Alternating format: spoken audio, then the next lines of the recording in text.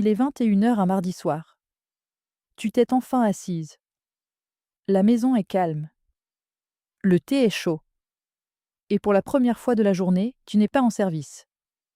Tu as passé la matinée chez le médecin, l'après-midi à faire des courses et la soirée à essayer de reprendre ton souffle. Et puis, le téléphone vibre sur la table basse. Tu vois le nom à l'écran, ton fils, ta fille, ou peut-être ce petit enfant que tu sauves financièrement depuis ses 18 ans. Avant même de faire glisser ton doigt pour répondre, ce nœud froid et familier se forme dans ton estomac. Un mélange d'amour instinctif, d'inquiétude profonde et, soyons brutalement honnêtes, d'une lourde hélas rancéure. Tu connais ce scénario par cœur. Tu pourrais presque réciter leurs répliques à leur place. Salut, je déteste te demander ça, mais... Il y a peut-être le loyer encore. Une réparation de voiture qui tombe au pire moment. Une opportunité professionnelle révolutionnaire. Qui n'a besoin que d'un petit coup de pouce financier de la part de la personne qu'ils savent avoir toujours une réserve. Tu es leur filet de sécurité depuis 20, 30, peut-être 40 ans. Tu t'es dit que c'était ça, être un bon parent. Tu t'es dit que tu avais de la chance de pouvoir aider.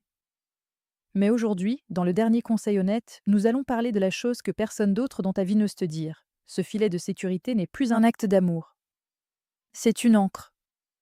Et si tu ne coupes pas la corde bientôt, elle va vous entraîner tous les deux au fond, jusqu'à ce qu'il ne reste plus rien à sauver. Regardons les chiffres.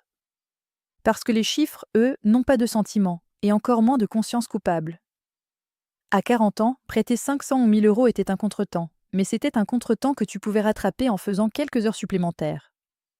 Tu avais le temps de ton côté. À 65, 70 ou 80 ans, ce temps s'est épuisé. Cet argent a disparu. Il n'y a pas d'heure sup pour te sauver. Il n'y a pas de deuxième carrière qui commence demain. Chaque euro que tu donnes à un enfant adulte qui refuse de gérer sa propre vie, c'est un euro volé à ta dignité et à tes futurs soins. Soyons très clairs, ton fonds de retraite n'est pas un bonus ni un luxe. C'est ton kit de survie. C'est ce qui fera la différence entre pouvoir te payer une maison de retraite confortable et sûre plus tard, ou être forcé de t'installer dans leur sous-sol ou dans un établissement public parce que tu as épuisé tes économies en essayant de réparer leurs mauvais choix. Mais ce n'est pas qu'une question d'argent. C'est aussi le loyer émotionnel que tu paies chaque jour. Tu passes tes années dorées à vibrer au rythme du drame des autres. Tu ne peux pas aller te promener. Tu ne peux pas profiter d'un repas. Et tu ne peux surtout pas dormir la nuit, parce que tu te demandes sans cesse s'ils vont se faire expulser ou se retrouver sans électricité. Tu as plus de 65 ans. Tu as fait ton temps. Tu as élevé tes enfants. Tu as payé ton hypothèque.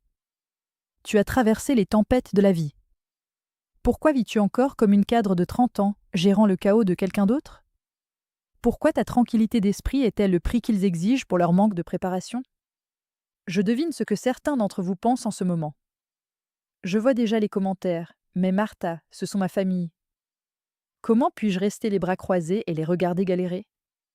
Comment puis-je être si froide? Écoutez-moi bien, parce que c'est là que le conseil honnête devient difficile à avaler. Il y a une différence énorme entre aider quelqu'un et l'entretenir dans sa dépendance. Aider, c'est ce que tu fais quand une personne responsable et travailleuse est frappée par une vraie tragédie ponctuelle, une crise médicale soudaine, un licenciement collectif, une catastrophe naturelle.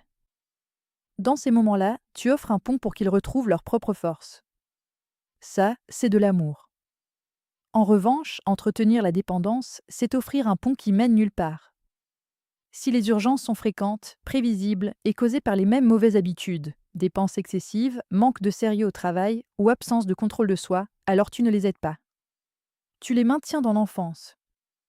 Tu les protèges des conséquences dont ils ont besoin pour grandir. Réfléchis-y. Chaque fois que tu les rattrapes avant qu'ils ne touchent le sol, tu leur voles leur propre résilience. Sans le dire, tu leur dis « Je ne crois pas que tu sois capable de t'en sortir sans moi ». Est-ce vraiment le message que tu veux laisser en héritage? Que tu as élevé des adultes incapables de fonctionner sans une aumône? Le vrai amour, c'est parfois avoir la force de laisser quelqu'un échouer pour qu'il apprenne enfin à voler. La partie la plus difficile de tout ce processus n'est pas de vérifier ton solde bancaire. C'est de gérer la culpabilité. On nous a conditionnés par la société, par notre éducation, parfois par notre religion, à croire que le rôle de parent ne s'arrête jamais. Et que si nos enfants adultes ont des difficultés, c'est forcément le reflet de notre échec.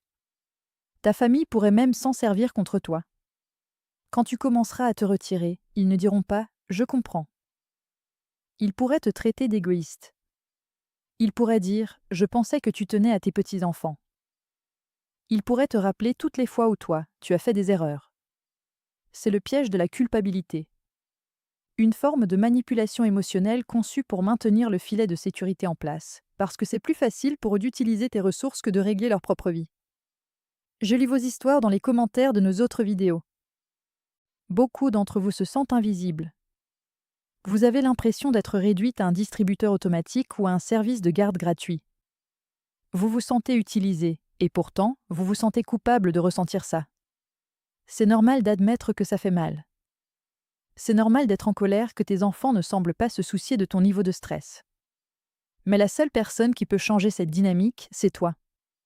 Tu dois comprendre que dire non est en réalité une marque de respect profond. Tu te respectes assez pour protéger tes dernières années, et tu les respectes assez pour les traiter comme les adultes qu'ils sont censés être. Alors, comment faire concrètement? Comment fermer la banque sans déclencher une guerre? Tu n'as pas besoin d'un discours de 3 heures. Tu n'as pas besoin de leur montrer tes relevés bancaires pour prouver que tu ne peux pas te le permettre. Tu n'as pas besoin de justifier pourquoi tu as besoin de ton argent pour ta propre vie.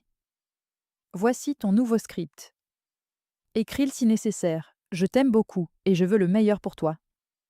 Cependant, j'ai atteint un stade de ma vie où je ne peux plus être ton filet de sécurité financier ou émotionnel. Je dois assurer ma propre sécurité et ma santé pour ne pas devenir un fardeau pour toi ou pour qui que ce soit plus tard. Je ne pourrai pas t'aider pour cette demande, mais je serai ravie de m'asseoir avec toi pour t'aider à examiner ton budget ou trouver d'autres ressources. Et puis, et c'est là que la plupart des gens échouent, tu t'arrêtes de parler. Tu ne te justifies pas. Tu ne t'excuses pas. Tu n'expliques pas que tu aimerais pouvoir. Tu laisses simplement ce nom flotter dans l'air. Il faut établir des zones interdites, plus de cautionnement pour des voitures qui ne peuvent pas se payer. Plus de séjour temporaire dans ta chambre d'amis, qui se transforme en colocation de 3 ans. Plus de renoncement à tes propres soins dentaires ou à tes projets de voyage parce que tu paies leurs dettes de carte de crédit. Tu prends officiellement ta retraite du métier de réparatrice. Tu as servi ton mandat avec honneur. Maintenant, tu es hors service. Certains d'entre vous ont peur que, si vous arrêtez l'argent, vous perdrez la relation. Et je veux être honnête avec vous, ça peut arriver, pendant un moment. Si la seule chose qui maintenait votre relation, c'était votre chéquier, alors vous n'aviez pas une relation. Vous aviez une transaction. Mais pour beaucoup, autre chose se produit. Quand la banque maman-papa ferme, les enfants adultes sont forcés de chercher ailleurs. Ils commencent à trouver leur propre force. Ils trouvent un meilleur travail. Ils déménagent dans un logement plus abordable. Et éventuellement, ils pourraient revenir vers toi, non pas en mendiant, mais en égal. Ton héritage ne devrait pas être « j'ai été un filet de sécurité confortable pendant 40 ans ». Il devrait être « j'étais une personne de caractère, avec des limites et du respect pour moi-même ». Tu vieillis avec dignité en leur montrant que tu valeurs ta propre vie. C'est un cadeau bien plus précieux qu'un chèque de 500 € qui sera dépensé et oublié d'ici le mois prochain. Imagine ce que serait ta vie quand ce téléphone sonnerait et que tu ne ressentirais plus ce nœud à l'estomac. Imagine avoir l'espace mental pour te concentrer enfin sur ta santé, pour suivre ce cours que tu repousses depuis des années, ou simplement pour t'asseoir dans ton jardin, dans un silence total et ininterrompu. Quand tu arrêtes d'être la réparatrice, le bruit transactionnel s'éteint. Ce qui reste, c'est la vérité. Ta retraite n'est pas une tirelire pour des gens qui refusent de grandir. C'est ta récompense pour chaque matin tôt. Chaque nuit tardive et chaque sacrifice que tu as fait pendant des décennies. Ne laisse pas quelqu'un d'autre dépenser ta récompense parce qu'il est trop paresseux pour gagner la sienne. Tu as porté tout le monde sur ton dos assez longtemps. Il est temps de poser ce fardeau et de marcher vers ta propre paix. C'est le dernier conseil honnête. Ce n'est pas toujours ce que tu as envie d'entendre, mais c'est ce dont tu as besoin pour traverser cette étape de la vie avec ton esprit intact. J'aimerais avoir de tes nouvelles. As-tu déjà dû dire un non difficile à un membre de ta famille qui te vidait de ton énergie? Comment ont-ils réagi? Et surtout, comment ta vie a-t-elle changé après avoir posé cette limite? Vos histoires sont le sang vital de cette communauté. Elles montrent aux autres que c'est possible de choisir soi-même. Laisse un commentaire et partage ta vérité. Je suis Martha. Prends soin de toi, parce que si tu ne le fais pas, personne d'autre ne le fera. À la prochaine.